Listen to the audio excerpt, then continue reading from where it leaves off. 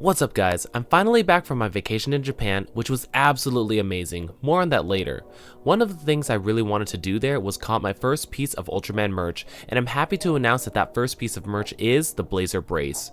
When I first dropped my video on Ultraman Blazer and made it quite clear that this is the first Ultra series that I really got into, I was flooded with so many comments of folks giving me insight on Blazer, the Ultra franchise as a whole, and most importantly, what Ultraman series to watch next. I'm incredibly grateful to all of you amazing Ultra fans. It really shows that the Ultra fanbase has a lot of people who cherish the original roots of the franchise while are also deeply invested in how the franchise continues to reinvent itself through future iterations. In terms of recommendations, I literally got so many. I was recommended the original Ultraman, Return of Ultraman, Ultraman Gaia, Ultraman Max, Ultraman Mebius, Ultraman X, Ultraman Orb, Ultraman Tiga, Ultraman Z, Mega Monster Battle Ultra Galaxy Legends the movie, Gridman Universe, which I actually did watch Gridman, I just hadn't finished Dynazenon, and there's so many more that you guys recommended that I've definitely slapped onto my list.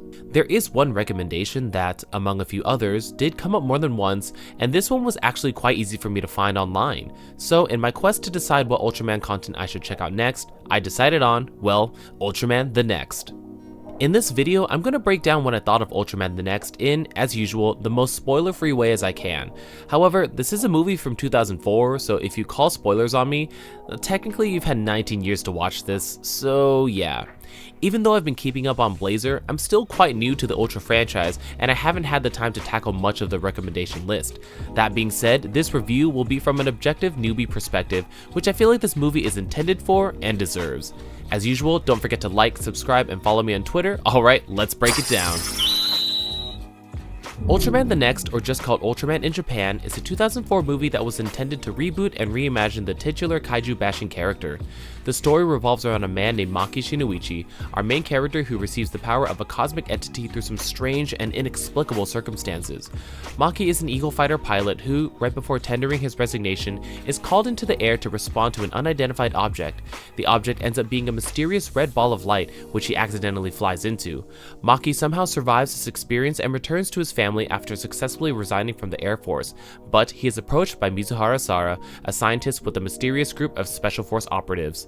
Mizuhara captures and detains Maki in fear that he will turn into a monster, as did Udo Takafumi, another individual who was exposed to a similar mysterious light and, over time, became a reptilian monster called the One that escaped from the Special Forces lab. While the plan is initially to use Maki as bait to draw out Udo and take him down for good, the One ends up absorbing creatures and adapting to the specialized weaponry designed to take him down, causing this plan to fail spectacularly. Maki emerges from his containment and draws upon the power of Ultraman to wound the One enough for him to flee. From here, Maki reluctantly sides with the Special Forces to stop the One using these unknown powers bestowed upon him. Now, I will start by saying that this movie really was not what I was expecting. What Ultraman the Next does is very interesting. It takes the massiveness of Ultraman and scales it way down. When we're introduced to the One initially, the first thing to take into account is his size. He's like big, but not that big. He's big enough to not fit through the doorway at least, but he's not like destroying the whole building. It kind of felt like I was watching an alien movie or something. The other thing to note is his origin. I was expecting the antagonist of this movie to be of alien nature or at least inhuman, but the One is human, or at least originates from one. The One literally formed from the deconstruction and reconstruction of Udo, whose interaction with the blue light causes him to become deranged and monstrous. I think that this is a really important distinction for this type of antagonist. What I liked about Blazer was that the enemy kaiju were so otherworldly. They were titanous creatures whose behavior were savage and animalistic. While their motives and origins remain unknown, the only thing humanity can really do is fight back and subdue them.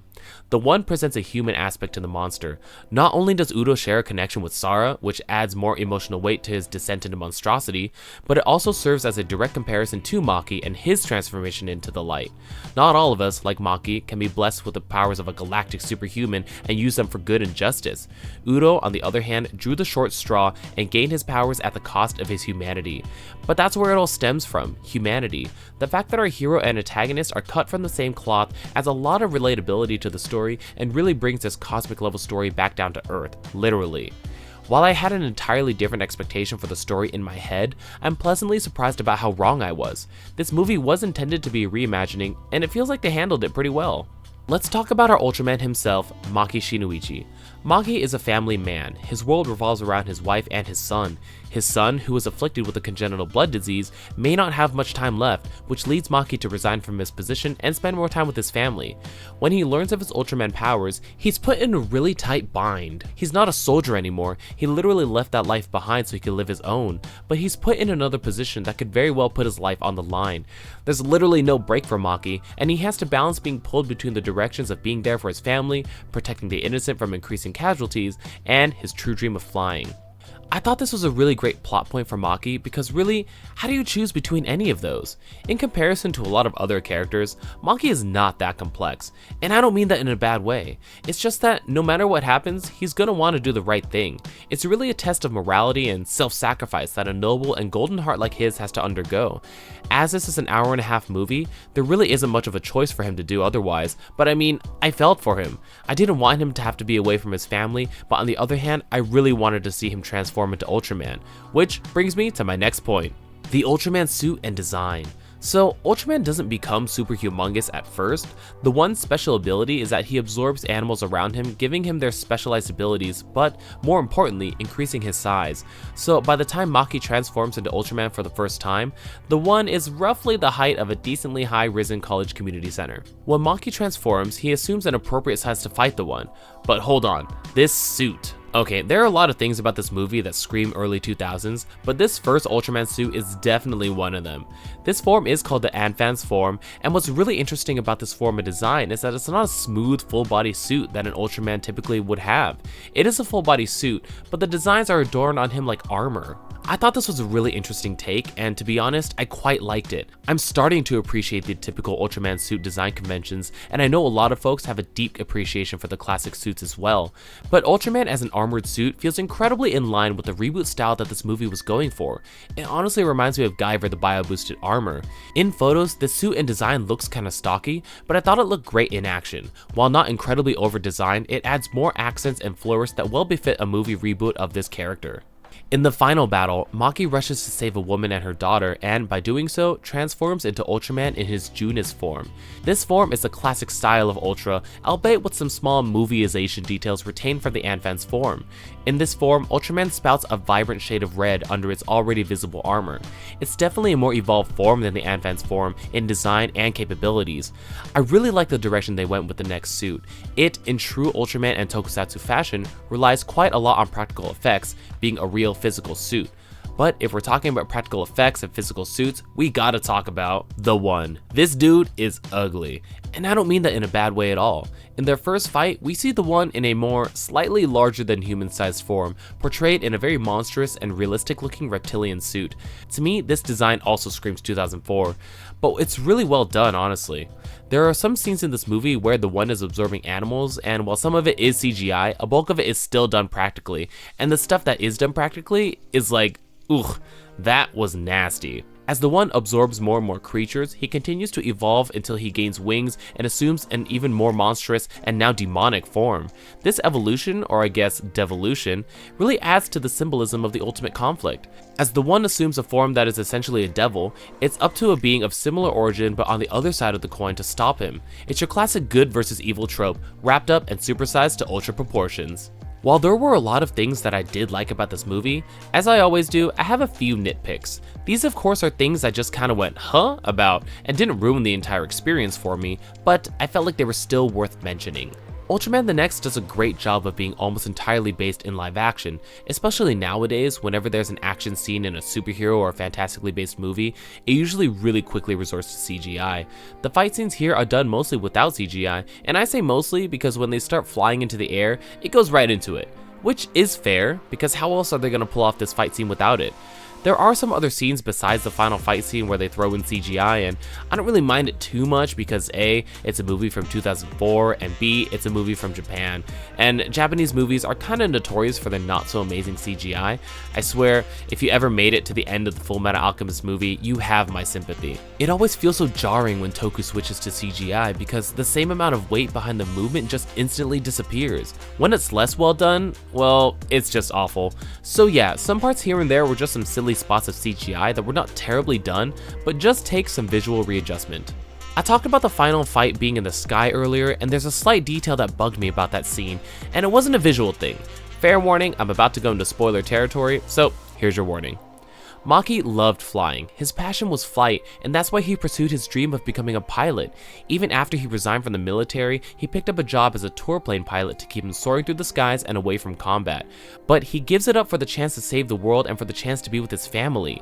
In the final fight, Ultraman does combat with the Giga-sized The One, and then just kind of randomly flies away, which is a great moment for Maki. But I felt like there was much more potential for that to have more emotional weight. I wish it had gone something like Ultraman gaining the upper hand on The One and The One deciding to absorb a bunch of birds to sprout wings and take to the air, causing Ultraman to run after him but being just out of reach. Through his sheer will and determination, Ultraman takes a leap of faith and learns he can fly, thus soaring after The One. I feel like this would have made more sense because it makes the flight ability, or at least the discovery of it, feel more earned. It feels like it would reward Maki's noble intentions with something that is so near and dear to him. Also, a reason that this bothers me is because The One literally grows wings to go after Ultraman. If Ultraman didn't fly away, maybe he wouldn't have taken to the skies in the first place and he would be slightly less of a threat. Come on, Maki, that seems a bit irresponsible of you. Something else that I noticed is the really stark contrast between the final arc and the entire rest of the movie. It's not necessarily a bad thing though. The way the movie starts out kind of feels like an alien monster hunt movie with a darker and more grungy feel to it. Once the final fight scene starts, it pretty aggressively whiplashes back into classic tokusatsu, which, like I said, isn't bad, but it's pretty noticeable. I think it's demonstrated even more visually, with our first look at Neck's armor being kind of dark and edgy, and then the evolved form being more similar to what is typically Ultraman. On one hand, I kind of praised the movie for taking me back to a realm I was quite familiar with, but on the other hand, it did feel like it took a lot of the stakes away by enveloping it in that tokusatsu veil. It's hard for me to say whether or not this was a bad thing because I couldn't tell if they were staying true to their roots or if they just couldn't keep up with the reboot grunge enough and just defaulted back to their same old structure. If you watched this and noticed this as well, let me know if you felt the same. I mentioned earlier that this movie scales down Ultraman and really attempts to ground the concept, and I feel like the mystery of the powers made everything more believable for this period of time. Even Mizuhara acknowledged it at some point, that things happen, they're inexplicable, and we just have to move on. I mentioned this in my last Ultraman video that sometimes the simplification or even absence of reasoning can be better than overly complicated explanations that don't connect or make sense. But there were a couple unanswered questions that really stuck out to me. One such sticker outer was when The One was saying, "Destroy all humans," but he was human before. Why did he suddenly sound like he wasn't? In my brain, I chalked it up to his psyche being destroyed by the transformation, but then Ultraman says to Maki that he needed his body for his mission. What mission? I'm lacking several important details here. What was a mission? Was it tied to the blue light that Udo made contact with? Does that mean there was another consciousness being merged with Udo that eventually made him all monster and no human? These are questions that literally jut out to me immediately as they came up, and to be fair, I'm not that surprised that these things weren't thoroughly explained. Upon further research, I learned that this movie is the prequel to the series Ultraman Nexus, with it being a direct continuation featuring some of the movie's cast as well. I am assuming that this is the reason that the movie ends the way that it does, as it's really supposed to be a jumping point into this new era of Ultraman kicked off by this reboot. So if the intention is for these questions to be answered later, then I can excuse them not being answered now. If you've seen Nexus, let me know if this ends up happening. Ultraman the Next is a movie that has two purposes. One is to serve as a launching pad for new Ultra fans who are interested in dipping their feet into the franchise by reimagining this iconic character for a new era. The other purpose is to honor the legacy of Ultraman for long-standing fans who deeply love and care for this franchise. For me, I'm the target of the first purpose, but my reception to the movie may be different from someone in my similar position in 2004. I enjoyed my Ultraman the Next experience and appreciated the movie in a vacuum, but also in the context of having seen this movie 19 years after its release. There's a lot of this movie that attributes itself to being a product of its time, and I think that ultimately is a charm of the Ultraman series overall. When I mentioned earlier about the stark contrast of the movie and how it went very typically tokusatsu towards the end, I didn't really mind it because it took itself back to its roots rather than turning into a 100% CGI slugfest. Honoring its legacy, whether subtly or explicitly, seems to be a very consistent thing in what I've seen so far of Ultraman, and, as I was with Blazer, I'm excited to see how Ultraman continues to do so across all iterations of this cosmic super being. So, what about you? Did you watch Ultraman the Next? What did you think about it, and did you watch it as a new fan of Ultra or a returning Legacy fan? Let me know what you thought of this movie in the comments. I'm excited to be tackling things off my Ultraman bucket list, and I swear I'll be taking a look at as many of those recommendations as I can. Thank you all for those wonderful recs, and I'll be back next time with some more Otaku Talks and analysis. Thanks for watching, see you next time.